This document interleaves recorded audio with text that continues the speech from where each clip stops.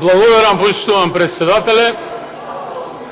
Мислам дека треба да дадете уште една минута. Благодарам. Од вашите минути вие може да давате колку сакате. Да, и давам, председателе, бидејќи сметам на вистина дека темата е пресериозна и треба да водиме сериозна и реална дебата, а не како што некои колеги пратеници се обидуваат да го спуштат нивото на овој највисок дом во државата. Почитувани колеги, ако не се обидеме самите себе си да се кренеме, верувајте ни, и да се вреднуваме, нема тоа никој од надвор да го прави.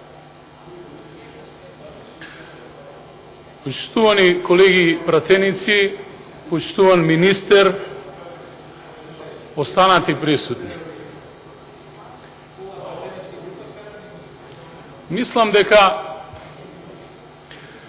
министерот за финансии имаше голема и тешка работа.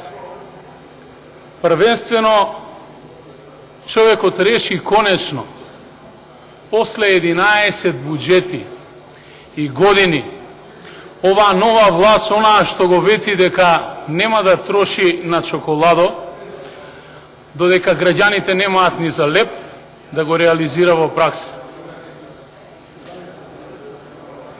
Во континуитет се креираа нереални буџети. Јас, почитувани колеги, ви говорам особено, почитувани колеги, мои другари сопартици, кои што се во парламентарното мнозинство тука, бидејќи се обраќам на нашата јавност македонска, но првенствено колеги на вас овде, кога говориме, мислам дека треба и да се сослушуваме координаторе.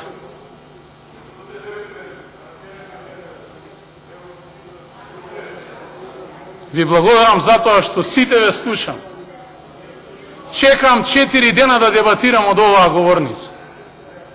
И мислам дека е некоректно да не се сослушуваме и да не дофрлуваме од место.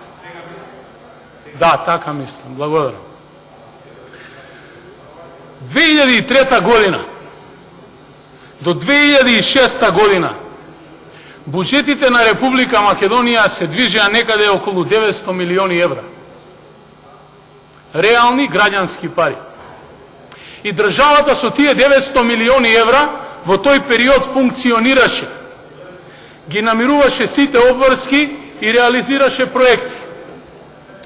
Од 2006 година во континуитет до 2016 година буџетите се зголемија од 108 милиарди денари или нешто под 2 милиарди евра, па до фрапантни денеска над 3 милиарди евра, почитувани колеги.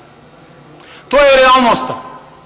И честитки кон поранешната власт, бидејќи успеала да собира и да прибира толку пари.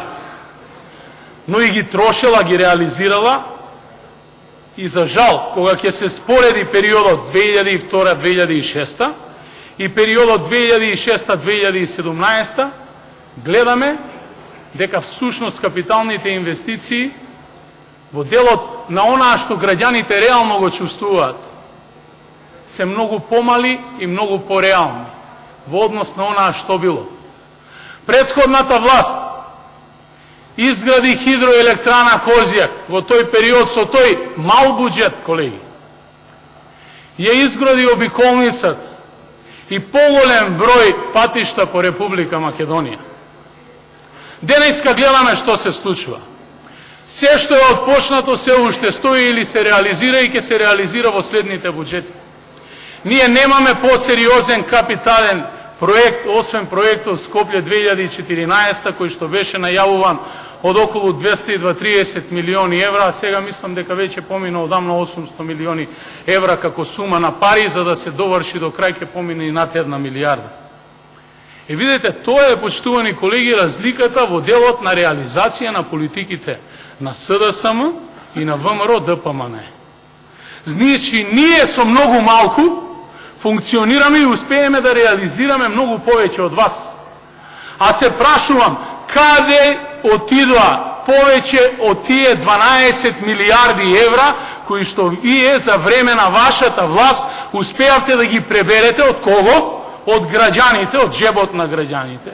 во форма на дополнителни такси, оденочувања, глоби кон граѓаните и така натаму, и нормално по основ на долгорочно задолжување. Бидејќи кога дојдовте, долгот на Република Македонија беше 1,8 милиарди евра, а денеска истиот долг е над 4,7 милиарди евра. Тука е разликата. Генерации и генерации ќе го плаќаат владењето на ВМРО ДПМНЕ.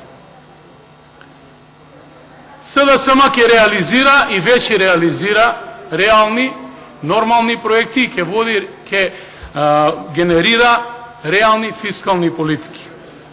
Буџетот се намалува за 46 милиони евра. 46 милиони евра за прв пат оваа власт.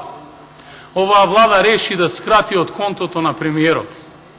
Во делот на она што значи репрезентации, економски промоции, реални ставки на премиерот.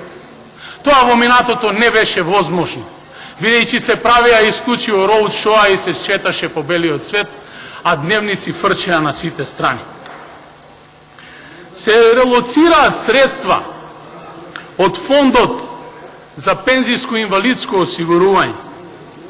Се дотураат средства за да може да се исплатат пензиите и за да не ни цркне во државата вториот пензиски стол. Само како резултат на бесконечното и бездомачинското трошење 11 години наназад во континуитет.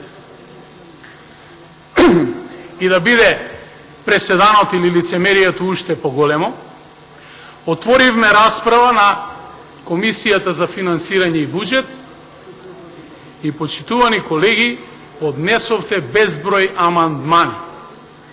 Па вака, гледајќи ги, анализирајќи ги, дојдов до амандманите кои што ги имаа поднесено моите колеги од Куманово.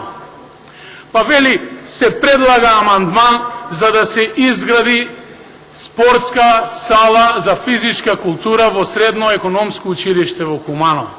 Па иста таква сала да се изгради во училиштето Христијан Тодоровски Карпош во Куманово.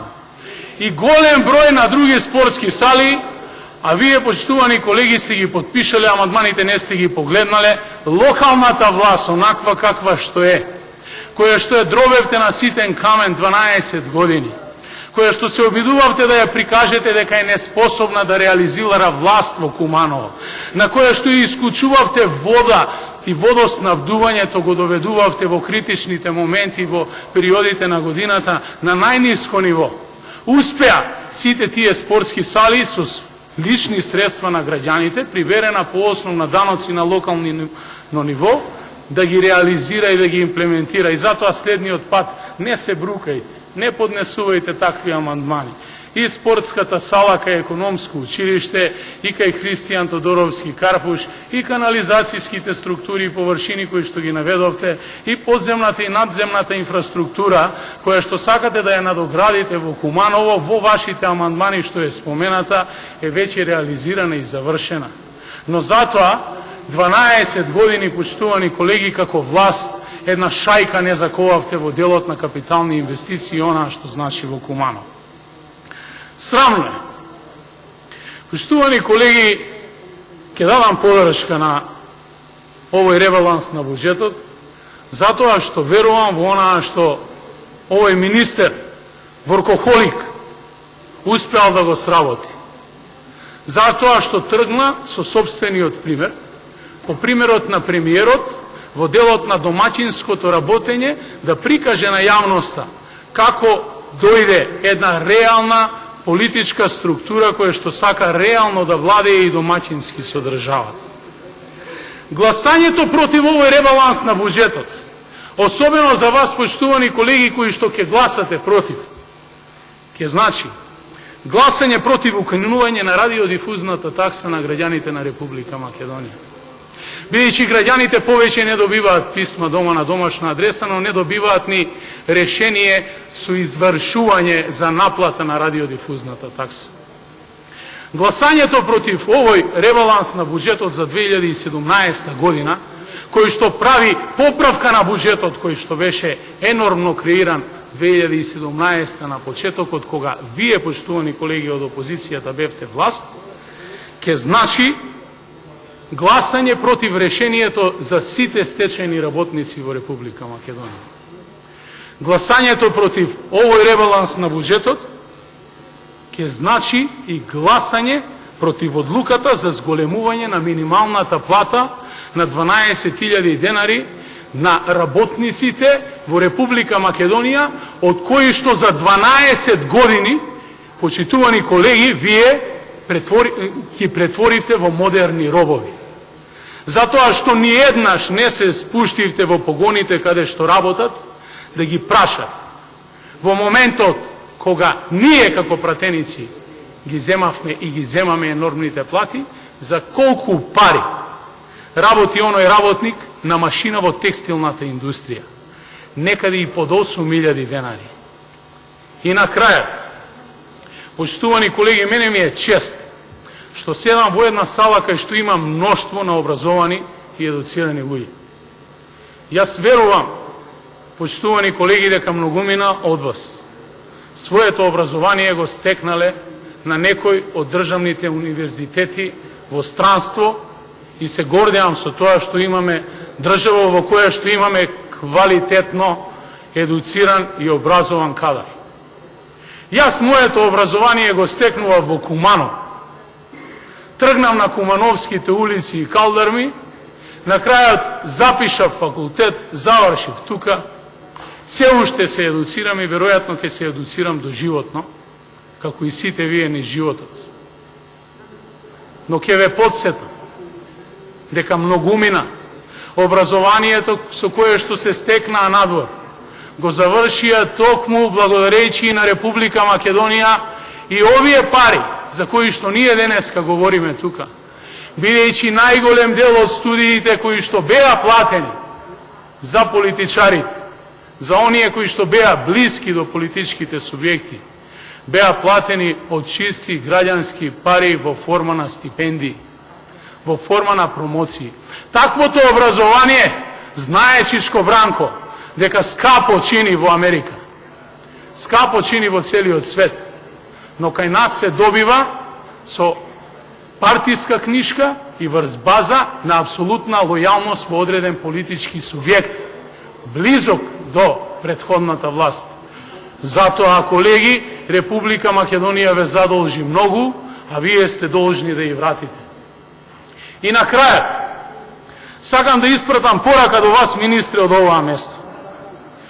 Кога ќе бидете добри, ќе бидам тој кој што максимално ќе ве поддржува и фали. Кога ќе грешите, јавно ќе ве укажам на тоа и ќе ве критикувам и немојте да замерите. Затоа што тоа е наша граѓанска обврска. Но сакам да укажам, денеска при гласање на овој ребаланс, кога ќе го креирате буџетот за 2018 година, бидете внимателни каде ќе го ставите Куманово. Затоа што Куманово ја задолжи Република Македонија многу. Почнувајќи од 2001, завршувајќи со настаните во Диво населје 2015 година, каде што бевме на столбот на одбраната на државата. Затоа што Куманово е Македонија во мало.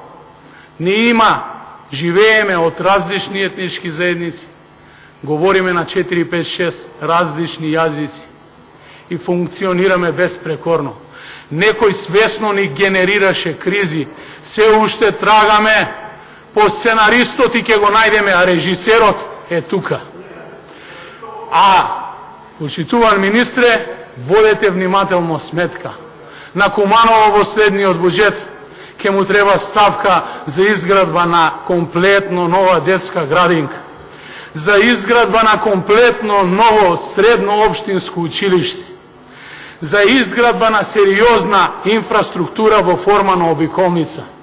Куманово тоа ве задолжи, Куманово тоа ја задолжи Република Македонија и ние имаме обврска да му се одолжиме. Ви благодарам.